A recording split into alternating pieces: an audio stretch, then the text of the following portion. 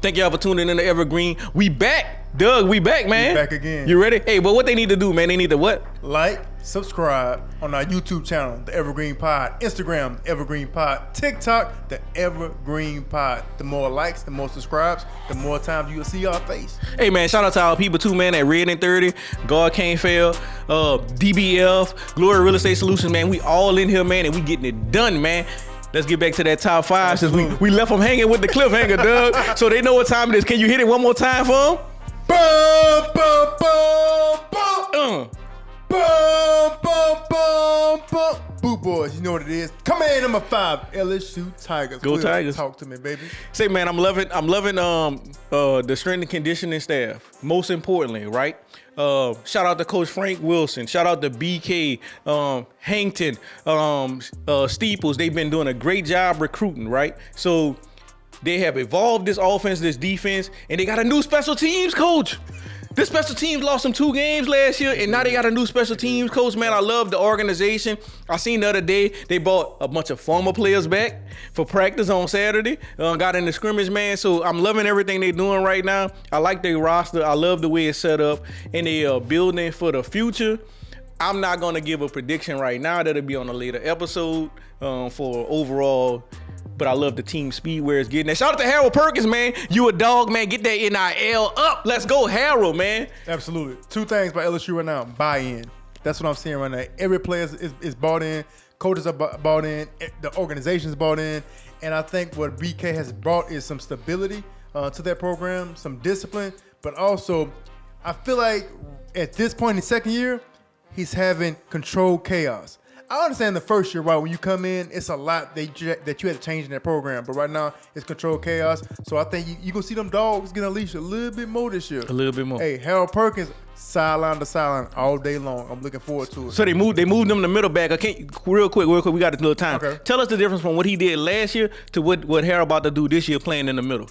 Last year, Harold go get the quarterback. No assignments. That's it. This year, Harold, you got to read, react, have assignments, guard backs out the backfield, drop his own coverage. So it's a little bit more. You got to be able to read that triangle, guard, tackle, running back. Gotcha. Especially these RPO offenses, run pass, read. Mm-hmm. Hey, when to go, if the guard pulls, do I go downhill? Do I not go downhill? So it's going to be a little bit difficult, but an athlete like Harold Perkins, and he's extremely smart. Oh, don't forget, the kid was an all-SEC academic. Yes. Not freshman academic. Yes. All SEC academic as well. So him catching on to the defense is not going to be a problem. JD5, my last thing, and then we out on LSU. JD5, throw the ball, throw it deep. Malik Neighbors, go get it. Get the ball to Aaron Anderson. The young kid, like a little jitterbug out there, Yes. but he swole, he rocked up, he ready, he rolling, man. Pause, you know what I'm saying? But it's all good. LSU, get the ball to the playmakers. JD5, throw it deep. Next, who we got, Doug, in the top 5? Number 4, what we got? Roll Tide coming in at number 4. Let me tell you something. Roll Tide, old school this year. 3 yards and a cloud of dust because they don't have a quarterback. I don't know who their quarterback is going to be. That starting quarterback that played a little bit last year, he's the strongest, fastest guy on the team. So you're going to see a lot of ground and pound, a lot of running. I don't think they're throwing the ball this year. So whoever playing against them better strap it up. Quick story. Yep.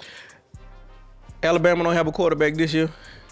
I'm training right now my 6-month-old to be the next Alabama offensive tackle. I sent it in the group. I say, hey, son, you got to block for the quarterback.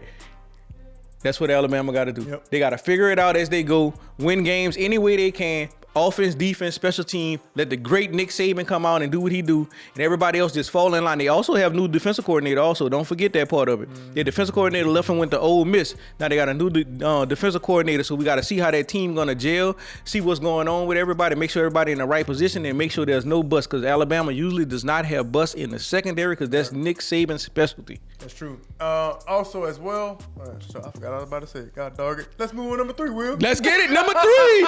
we going up north, right? Yeah, we're going up north. Ohio State. Columbus. Yes. Shout out to our people up there in Columbus, man. We got a lot of people that be tuning in from Columbus, man. We see y'all. We'll be up there real soon to catch them Buckeyes, man, in the horseshoe, man. I love what they doing.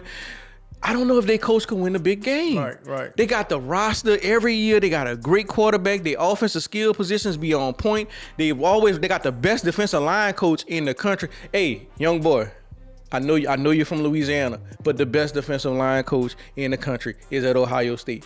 Go. It is what it is. Perfect. Look, I know we know people in Columbus, but Ohio State is an underachiever.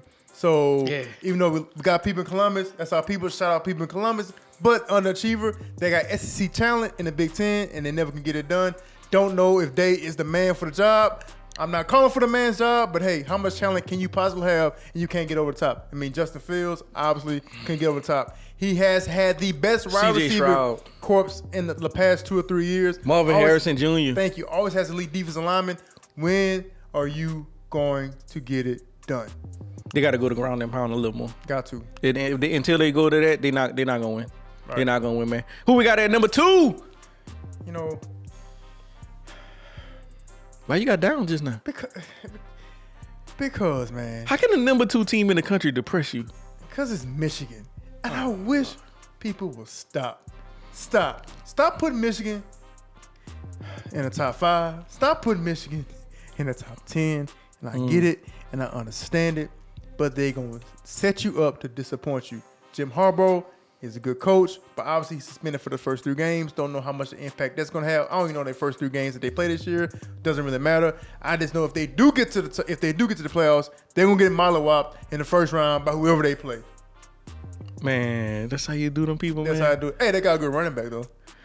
Man, they got kids from Louisiana on that team, man. Starting in the secondary, man. Again, they nice too. But I'm gonna keep it real. And also, one of my great friends, Parkview Baptist alumni, Drew Dillio, went to Michigan. If he sees this, he gonna be like, man, what are you talking about? I love Drew. Shout out Drew Dillio. But still, I just think Michigan is an underachiever, and I think the preseason hype, people get bought up into it because of the history of Michigan. It's off their history, right? Oh man, not the present. Is your boy still wearing the khakis? Who?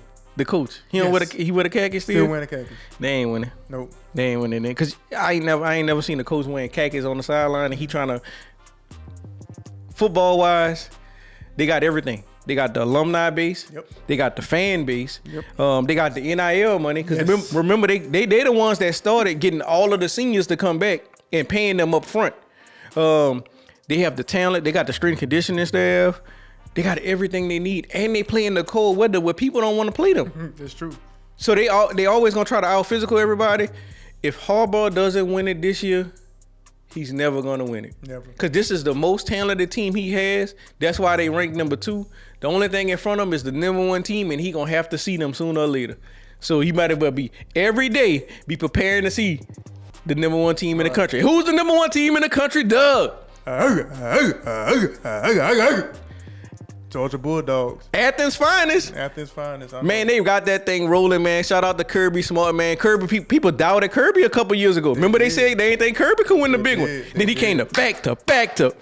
I ain't gonna say back yet, on the third back. Right. But Kirby really doing this thing, man. They got the recruiting going. I don't know about their quarterback situation this year, but everything else, 1 through 84, I can say they have the best roster in college football. They got some great fans. They're going to get all the primetime games, and they're going to knock your block off on defense.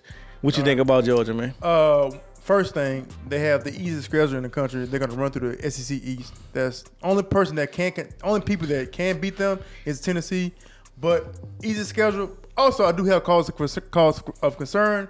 Like I said, I don't know the quarterback, and then the offensive coordinator that they have there now. Bobo, don't know too much about Bobo. Obviously, Tom Monken did a great job of using stats and business to his skill set and getting people involved. I don't know what type of offense they're going to have. I think that's the only thing that may hurt them. I'm gonna say a prediction. I don't think Georgia's going to make the playoffs this year. What? Yep. What? Yep, that's a bold. Yep. That's hot. Nope, that's not even a hot take. I'm not even trying to go. No. Think about this though. They back to back, so that means they would have to lose 2 games. I think they will. With that schedule, you just told me the easiest schedule. So you think Tennessee gonna get them? Yep. I think somebody else gonna get them. Remember, Missouri almost beat them last year. With Drinkowitz? They ain't gonna beat them. They almost beat them last year though. Man, almost don't count. This ain't horseshoes. I think they gonna lose. This ain't horseshoes. I think they're gonna lose 2 games this year because I think the offense is gonna fail them. Hey, Georgia, man, I believe in y'all, man. Y'all going back to the playoffs. That was Beckwith, man. Send him all the hate mail this season. I don't want no hate mail this season. I'm on everybody's side this year. Let's go, man. This has been Evergreen Top 10. Subscribe, share, remember that. Let's go, man. We out. See y'all next time.